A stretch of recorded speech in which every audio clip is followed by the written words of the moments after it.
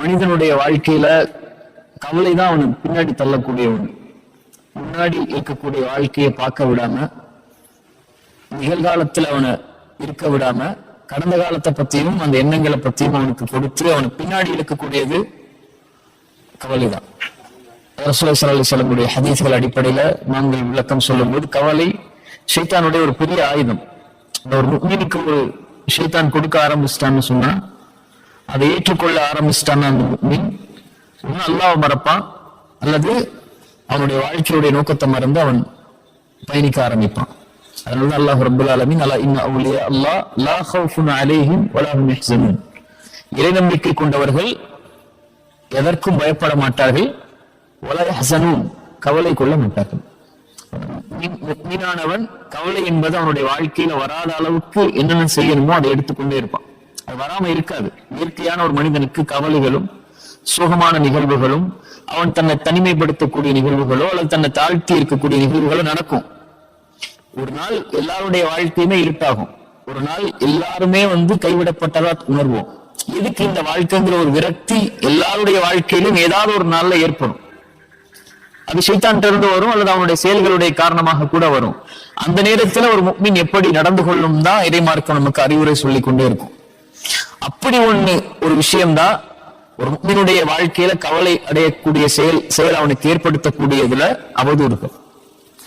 ஒரு மனிதன் தான் செய்த குற்றத்தை பற்றியோ அல்லது செய்யாத குற்றத்தை பற்றியோ ஒரு மனிதர்கள் பேசும்போதோ அல்லது செய்யாத குற்றத்தை அவன் மீது அவதூறா சொல்லும் போதோ ஒரு மனிதன் கவலை அடைந்து தன்னை ஊக்கிக் கொள்கிறான்.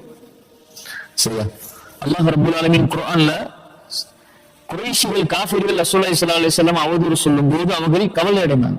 ஃபலா யஹ்ஸுனுக கௌலுஹும், அல்லாஹ்வுடைய தூதருக்கு சொன்னா, அவர்களுடைய வார்த்தைகள் நபி உங்களுக்கு கவலை அடைய செய்ய வேணாம். நான் அறிந்தவன் வெளிப்படையானவை, மறைமுகமானவை என்னன்னு சொல்லி நீங்க அதை குறித்து கவலை அடையாதீர்கள் சொல்லி அல்லாஹ் ரப்பல் ஆலமீன் அல்லாஹ்வுடைய தூதருக்கே அறிவுரை சொல்லும் போது, மனிதர்களாகிய நாம் அல்லது சாதாரண மனிதர்களாகிய நமக்கும் இது மாதிரி நிகழ்வுகள் நம்முடைய வாழ்க்கையில நடக்கும். சரியா? அந்த நேரத்துல எப்படி நடந்து கொள்ளணுங்கிற விஷயத்தை குறித்து தான் இந்த சின்ன கொஞ்ச நேரம் தான். ரசூலுல்லாஹி ஸல்லல்லாஹு அலைஹி வஸல்லம் சொன்னாங்க, மனிதர்களில் சிறந்தவன் அல்லது முஃமின்களில் சிறந்தவர் யாருன்னா, மனிதர்களோட கலக்காம எந்த சோதனைகளுமே அனுபவிக்காம இருக்கிறவரை விட மனிதர்களோட கலந்து மனிதனோட இயல்பான சுபாவங்கள் எல்லாவற்றையும் அறிந்து கொண்டு தெரிந்து கொண்டு அவர்களோடு சேர்ந்து வாழ்ந்து கொண்டு அதில் அல்லாஹ்வை பயந்து அதில் வரக்கூடிய சோதனைகளை பொறுமையோடு சகித்துக் கொள்பவர் தான் ஒரு சிறந்த முஃமின் சொன்னாங்க. எனக்கு எதுவுமே அவதூறு வரக்கூடாது, என்ன மக்கள் யாருமே தப்பா பேசக்கூடாது, மக்கள் என்கிட்ட எல்லாருமே நல்லதா மட்டும் தான் நடக்கணும், நல்ல விஷயங்கள் மட்டும் தான் என் காதுல விழணும், நான் யாரோடையுமே கலக்க மாட்டேன், அதனால எதுவுமே எனக்கு தேவையில்லைன்னு சொல்லி ஓரத்துல ஒதுங்கி உட்கார்றதை விட மனிதனுடைய சுபாவங்கள் கொடூரமான சுபாவங்கள் இருக்கும். எந்த ஒரு மனிதனும், பெரும்பான்மையான மனிதர்கள் நல்லதை விரும்ப மாட்டாங்க. இன்னொரு மனிதரை பற்றி நல்லதை பேசுறத விரும்ப மாட்டாங்க. இன்னொரு மனிதர் உயர்றதை விரும்ப மாட்டாங்க. இன்னொரு மனிதர் கண்ணியமா இருக்கிறத விரும்ப மாட்டாங்க. அது அவருக்கு இல்லாத ஒன்று அவருக்கு இருக்கும்போது அவர் மேல அவர் பொறாமை கொள்வார், வெறுப்பு கொள்வார். இது மாதிரி பல சுபாவங்கள் மனிதர்களுக்கு இருக்கு. இந்த மனிதர்களோடு வாழ்ந்து கொண்டு அவர்களிடமிருந்து வரக்கூடிய சோதனையை அல்லாஹ்விற்காக யார் பொறுத்து கொண்டிருப்பாரோ அவர்தான் சிறந்த முஃமின்னு ரசூலுல்லாஹி ஸல்லல்லாஹு அலைஹி வஸல்லம் நமக்கு எடுத்து சொன்னாங்க. ரசூலுல்லாஹி ஸல்லல்லாஹு அலைஹி வஸல்லம் தோழர் அபூ தர்தா ரலியல்லாஹு அன்ஹு அவங்க இடத்துல ஒரு மனிதர் சொல்றாரு, அபூ தர்தா, நான் மனிதர்களோடு இருக்கிற சில நேரம் முள்ளா இருக்கு, முள்ளில்லாத பூக்களை போன்ற என்னுடைய வாழ்க்கை இருக்கு. அவர்களோடு இருக்கும்போது சில நேரம் முள் மட்டும்தான் இருக்கு, பூவே இல்லை. என்ன சொல்ல வர்றாங்க? சில நேரம் நல்லா இருக்கு மனிதர்களோட வாழும்போது, சில நேரம் ஏண்டா வாழ்றோம்னு தோணுது. மேலும் சொன்னாங்க, அவர்களிடத்தில் நல்ல முறையில் நடந்து கொண்டால் நல்லா நடந்துக்கிறாங்க, நடக்கலன்னு சொன்னா அவ்வளவுதான், நீ இல்லாமே ஆகிறேன்னு கூட நினைக்கிறாங்க. நல்லா நடந்தா நடப்பேன், நல்லா நடக்கலையா அவ்வளவுதான், இருக்கக்கூடாது. அப்படிங்கிற சுபாவங்களை கூட மனிதர்களிடத்துல நான் பார்க்கிறேன். என்ன சொல்ல வர்றாங்க? மனிதர்கள் என் மேல கற்களையும் முற்களையும் கொண்டு தாக்கிக்கிட்டே இருக்கிறாங்க, எப்படி நடந்து கொள்ளணும்னு கேட்கிறாங்க. அபூ தர்தா சொன்னாங்க, அவர்களிடத்தில் என்னுடைய மானத்தை கடன் கொடுத்து விடு, அது உனக்கு வறுமையின் நாளில் உதவி செய்யும். நான் புரியுதா? தமிழ் சுத்த தமிழ் நிறைய பேர் புரியுது. அதாவது உன்னுடைய மானத்தை அவர்களிடத்துல கொடுத்துரு, அவங்க பேசட்டும், உன்னை பத்தி என்ன வேணாலும் அவங்க பேசட்டும், உன்னை பத்தி என்ன வேணாலும் அவங்க சொல்லட்டும், அதை விட்டுரு.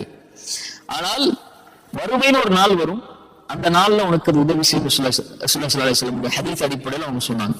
இதே அபூ தர்தா தான் இன்னொரு சொன்னாங்க, மானம் என்பது அல்லாஹ்வுக்கு சம்பந்தப்பட்டது.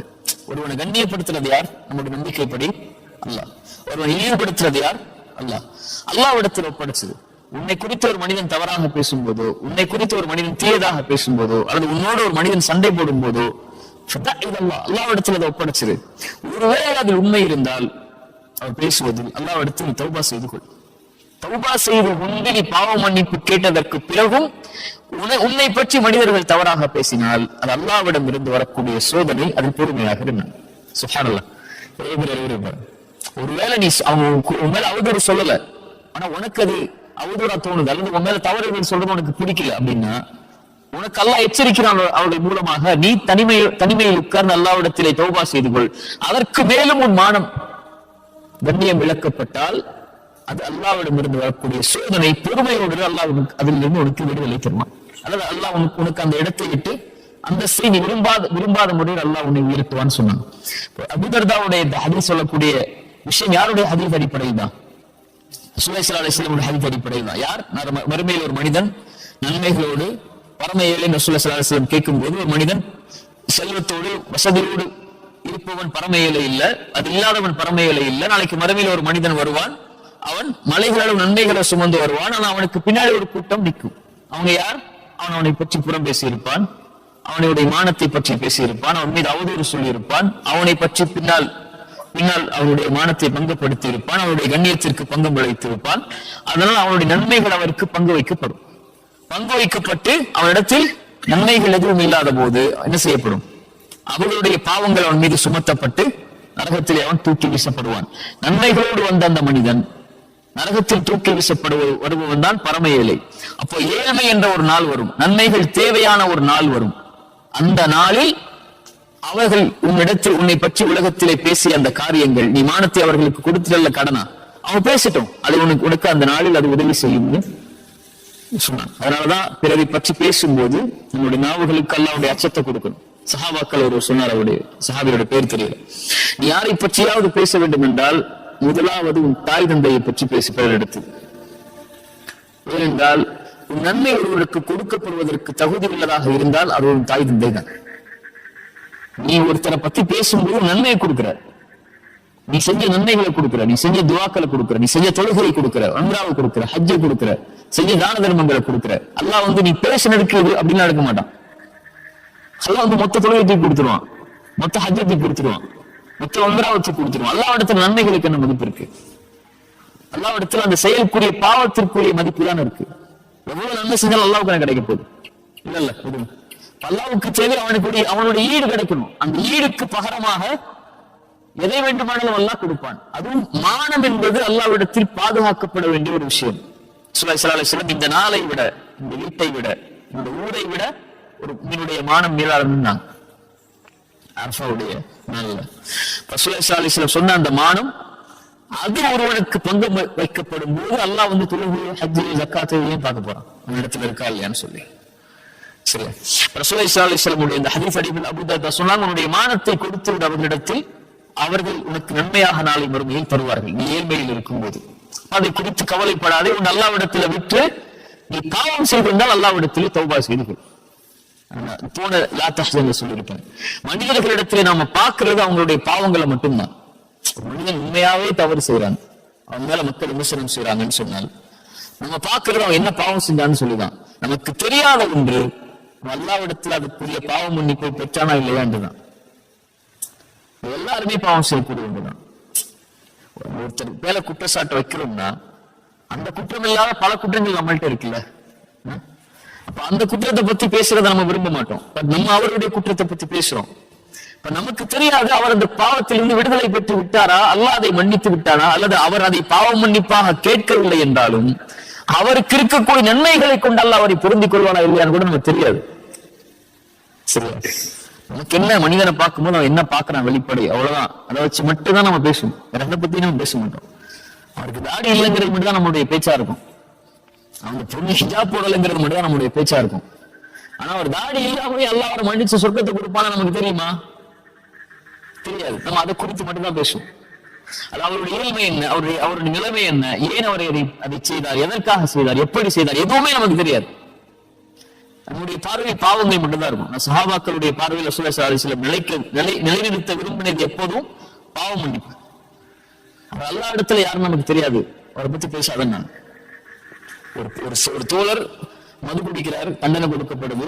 சஹாபாக்கள் ஒருத்தர் சொல்ற நாய் அடிப்படுற மாதிரி படிக்கிட்டு இருக்கிற, திரும்ப இதே பாவத்தை செஞ்சுட்டுன்னு சொல்லி ரசூலுல்லாஹி ஸல்லல்லாஹு அலைஹி வஸல்லம் அவரை சபிக்காதீர்கள், அவர் அல்லாஹ்வையும் ரசூலையும் நேசிக்கக்கூடியவர்னு சொன்னாங்க. புரியுதா? ரசூலா சொல்ல விரும்பினது என்ன உங்களுக்கு தெரியாது, அவர் செஞ்ச பாவம் தான் உங்களுக்கு தெரியும். அவர் அல்லாஹ்விடத்துல இந்த பாவம் இல்லாத எத்தனை நன்மைகளை செஞ்சு மேல வந்திருக்காரு நமக்கு தெரியாது இல்ல.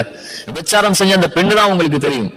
அந்த விபச்சாரம் செஞ்ச பெண், அந்த விபச்சாரியா இருக்கக்கூடிய ஒரு பெண் நாய்க்கு தண்ணி கொடுத்ததுனால அல்லாஹ் சொர்க்கத்தை கொடுத்தான்னு உங்களுக்கு தெரியாதுல்ல ரசூலா சொல்ற வரைக்கும். அது இன்னைக்கு நடந்த சம்பவம் தானே. ரசூலா அந்த விஷயத்த சொன்னதுனாலதானே அந்த பெண்ணுக்கு சொர்க்கம் கிடைச்சுன்னு உங்களுக்கு தெரியும்.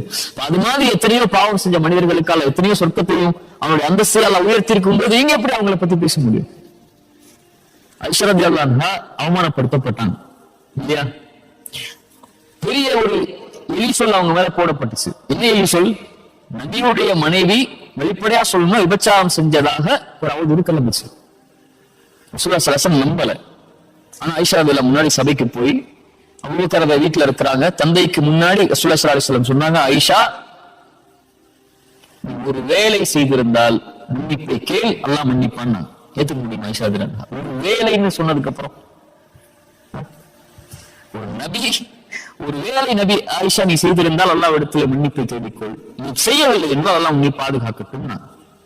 ஆயிஷா ஏத்துக்க முடியல, அந்த வார்த்தையை ஏத்துக்கவே முடியல. அதான் சொல்லாட்ட பேசல அவங்க. அதுக்கப்புறம் அல்லாஹ் ஒப்படைச்சிட்டாங்க, அதான் நீ பார்த்துக்கோன்னு சொன்னாங்க. அல்லாஹ் அவங்களை பரிசுத்தப்படுத்தினான் அந்த பொறுமையின் காரணமா. நபி யாக்கூப் என்ன சொன்னாரோ அதே வார்த்தையை சொல்கிறேன்.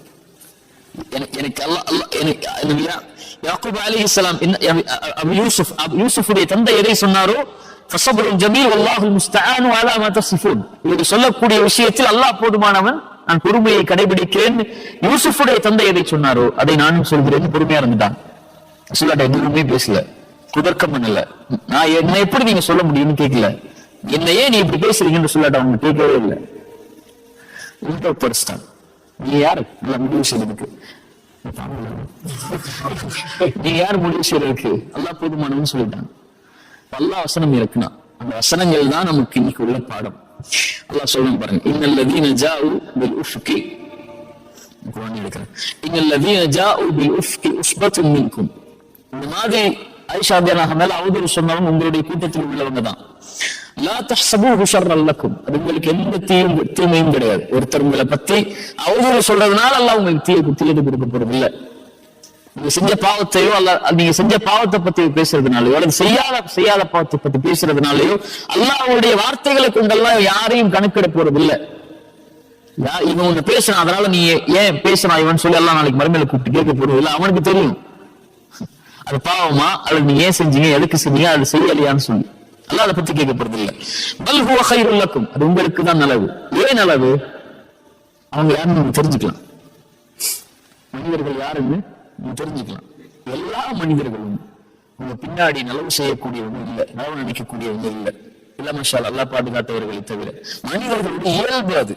பல் ஹுவ கைருல் லக்கும், அது உங்களுக்கு புரிய வைக்கும் அல்லாஹ் யாருன்னு. உடன் இருக்கக்கூடியவர்கள் கூட உங்களை பத்தி தப்பா பேசலாம். கூட பிறந்த தம்பி பேசலாம், மனைவி பேசலாம், குழந்தைகள் பேசலாம், உங்களோட தாய் தந்தை கூட பேசலாம். உங்களுக்கு அது புரிய வைக்கும் இதான் யதார்த்தம், இதான் வாழ்க்கை, உங்களுக்கு அல்லாஹ் மட்டும்தான் தீர்வு.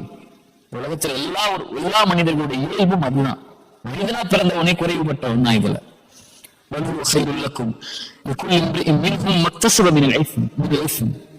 அவங்க செஞ்ச பாவம் என்னவோ அதை அவங்க பெற்றுதான் தீருவாங்க அந்த பேசுறதுனால. யார் இதில் பெரும்பான்மையாக பங்கு கொண்டாரோ அந்த விஷயத்துல, ஐஷாவுடைய விஷயத்துல அல்லாஹ் அவர்களுக்கு மகத்தான தண்டனையை கொடுப்பான். லவ்லா இது சமிஅ்துமூஹு ظن المؤمنون والمؤمنات بانفسهم خيرا. இதுக்கெல்லாம் தஃப்சீர் சொல்றதுக்கெல்லாம் எப்படி இந்த நேரம் பத்தி தெரியல. ஒரு முஃமினான ஆண் இல்ல, முஃமினான ஒரு பெண் மேல இப்படி சொல்லப்படும் போது, அல்லது முஃமினானவர்கள் மேல சொல்லப்படும் போது, முஃமினாக இருக்கக்கூடிய ஆண்களும் பெண்களும் தங்களுக்கு நலவை அவர்கள் விரும்பி இருக்க வேண்டுமே அல்லாஹ் சொல்றான். என்ன சொல்லியிருக்கணும்? ஆயிஷா ரலியல்லாஹு அன்ஹா கூட நீங்க நல்லா விரும்பி இருக்கணும், நல்லா சொல்லியிருக்கணும். யன்ஃபுஸுஹும் கைரன், தங்களுக்கு அவர்கள் நலவை விரும்பி இருக்க வேண்டுமே. அல்லாஹ் ஏன் சொல்றான்? ஒரு முஃமின் தன்னை பற்றி பிறர் பேசுவதை விரும்பாத போது அதேதான் அவன் பிறருக்கும் விரும்புவான். புரியுதா? அதை நீங்க செஞ்சிருக்கணும்ல. என்ன செஞ்சிருக்கணும்? அல்லாஹ் அடுத்தடுத்த வசனங்களை சொல்றான். வலவுலா இது சமிஅத்துமூஹு குல்தும் மா யகூனு லனா அன் நதகல்லம பிஹாதா. இது குறித்து பேசுவதற்கு நமக்கு என்ன இருக்கு? நீங்க விலகி இருக்கணுமா இல்லையா? அவர் செஞ்ச பாவம் அல்லாஹ்விடத்துல, அல்லாஹ் அவரை பரிசுத்தப்படுத்தும் ரசூலுல்லாஹ் சொன்னதுக்கு அப்புறம் நம்ம எப்படி இதுல கலந்து கொள்ள முடியும்? நீங்க விலகி இருக்கணுமா இல்லையா? தலக்கௌனஹு பிஅல்சினத்திக்கும் வதகூலூன பிஅஃவாஹிக்கும் அஃவாஹிக்கும் மா லைஸ லக்கும் பிஹி இல்முன் வதஹ்சபூனஹு ஹய்யினன் வஹுவ இன்தல்லாஹி அஸீம். நாவுகள் வெளியா உங்களுக்கு அதை பேசுது. ஒருத்தரை பத்தி பேசும்போது உங்களுடைய வாய்கள் வெளிப்படையாக சொல்ல ஆரம்பிக்குது. அதுக்குரிய எந்த அறிவும் இல்லாம, எந்த ஞானமும் இல்லாம ரொம்ப லேசா எடுத்துக்கிட்டீங்களா ஒருவரை பத்தி பேசுறத? அல்லாஹ்விடத்தில் அது மகத்தானது, மகத்தானது. எப்போ சொல்றதான் ஒருவர் செய்த பாவம் மன்னிப்புடைய அங்கீகாரம் அல்லாஹ்விடத்தில் கிடைச்சதுக்கு அப்புறம் இந்த பாவத்துக்காக அவர் யாராகுவார்? அல்லாஹ்விடத்தில் அங்கீகரிக்கப்பட்ட நேசராகுவார். பாவத்திலிருந்து விலகி அல்லாஹ்விடத்தில் தான் ஒப்படைச்சவர் யாராகுவார்? அவருடைய பாவம் மன்னிப்பு அவருக்கு கிடைக்குதா இல்ல நமக்கு தெரியாது. அவர் அதுல இருந்து விலகிறவருடைய காட்சிகள் நமக்கு தெரியும். அப்படி இருந்த பிறகும் நீங்கள் அவர்களை பற்றி பேசினால் அல்லாஹ்வுடைய நேசருக்கு நோவினை செய்தவர் யாரோடு போர் செய்வார்? அல்லாஹ்வோடு. நம்பிக்கை கொண்ட ஒரு முஃமினை பற்றி நீங்க பேசுறத சாதாரணமா எண்ணிக்கிட்டீங்களா? இல்ல. அல்லாஹ்விடத்தில் அது மகத்தான காரியம். யஇதுகுமுல்லாஹ் அன் தஊது லிமிஸ்லிஹி அபதன் இன் குன்தும் முஃமினீன். அல்லாஹ் உங்களுக்கு எச்சரிக்கை செய்கிறான், நீங்கள் உண்மையாகவே முஃமின்களாக இருந்தால் இது போன்ற விஷயத்தில் ஒருபோதும் நெருங்காதீர்கள். ஒருபோதும் அபதன், ஒருபோதும் போயிடாதீங்கிறான். இதை விட்டு அடுத்து பார்த்துக்கோன்னு சொல்லு. அபதன், ஒருபோதும் இந்த காரியத்தில் ஈடுபடாதீங்க. எப்படி நீங்கள் உங்களுக்கு நலவை விரும்புவீர்களோ அது போல முஃமின்களுக்கும் நலவை விரும்புங்க. நீங்க ஒரு பாவம் செய்றீங்க, வேற ஏதோ ஒரு பாவம் செய்றீங்க, அந்த பாவம் யாருடைய பார்வையிலும் படாத போது அதை உங்களுடைய மானம் காக்கப்பட வேண்டும் நீங்க விரும்புனீங்கன்னா இன்னொருவருடைய மானத்தையும் அப்படி விரும்புங்க. நீங்க செஞ்ச பாவத்தை விட அது கொடிய பாவமா, சின்ன பாவமா, பெரிய பாவமா நீங்க முடிவு செய்ய முடியாது. இந்த பாவம் அல்லாஹ்வுக்கு செய்யப்படுறது. அல்லாஹ் ரப்பல் ஆலமீன் இதைத்தான் நமக்கு குர்ஆன்ல அறிவுரையா நமக்கு கொண்டு வரான். சரியா? அதனால இத மாதிரி காரியங்கள் ஒரு முஃமின் கேட்கும்போது அவன் செய்யாத குற்றத்தை பற்றியோ அல்லது அவன் பாவ மன்னிப்பு கேட்ட ஒரு குற்றத்தை பற்றியோ மனிதர்களுடைய உள்ளத்தை நோவினை செய்யும் போது, உடைக்கும் போது அல்லாஹ்வுடைய வார்த்தை தான் அவனை சாந்திப்படுத்தும். அல்லாஹ் ரப்பல் ஆலமீன் நபிக்கு சொன்னதான் وَلَقَدْ نَعْلَمُ أَنَّكَ يَضِيقُ صَدْرُكَ بِمَا يَقُولُونَ فَسَبِّحْ بِحَمْدِ رَبِّكَ وَكُن مِّنَ السَّاجِدِينَ. உங்களுடைய வார்த்தையால் உங்களுடைய உள்ளம் நெருக்கமாவதை நான் அறிகிறேன். அல்லாஹ்விடத்துல சுஜூதுல விழுந்துருங்க, அல்லாஹ்வை புகழ்ந்துருங்க. வஅ்புத் ரப்பக ஹத்தா யஅதியகல் யகீன். அல்லாஹ்வை தொடர்ச்சியா வணங்கிட்டே இருங்க மரணம் வரைக்கும். ஒரு தவறு செய்றீங்க, தவறு திருப்பி மக்கள் பத்தி பேசாங்க, அதோட மாட்டிக்கிட்டே போறது அந்த தவறோட.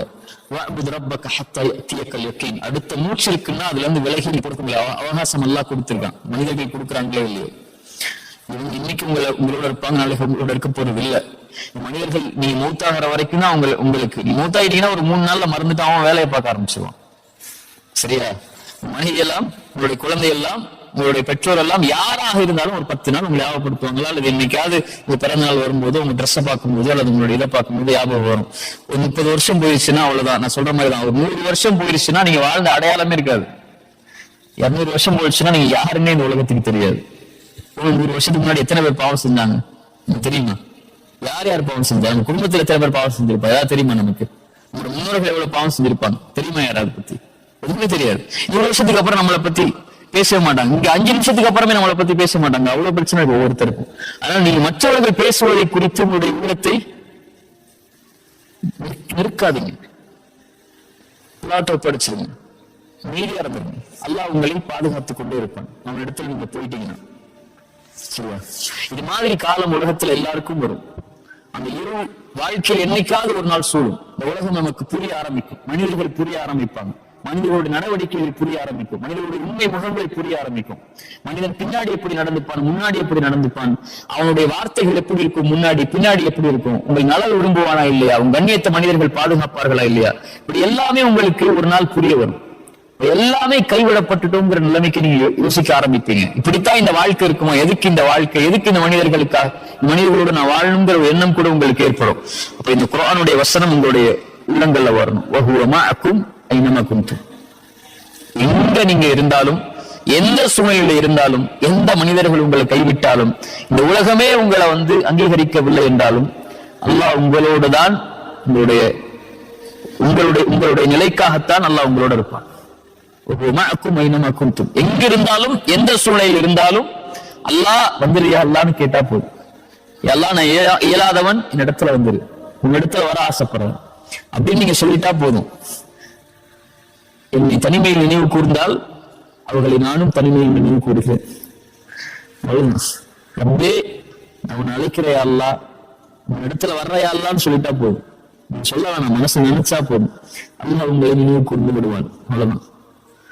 நீங்கள் ஒரு கூட்டத்தில் நினைவு கூர்ந்தால், நீங்கள் உங்களை விட கண்ணியமான ஒரு கூட்டத்தில் அல்லாஹ் உங்களை நினைவு கூறுவோம். நீங்கள் நடந்து வந்தால் அல்லாஹ் விரைவாக உங்களை முக்கிய வருவான். அவ்வளவுதான். அல்லாஹ் நம்மளை அங்கீகரிச்சா போதும். உலகத்துல யாருடைய அங்கீகாரமும் நிரந்தரம் இல்லை.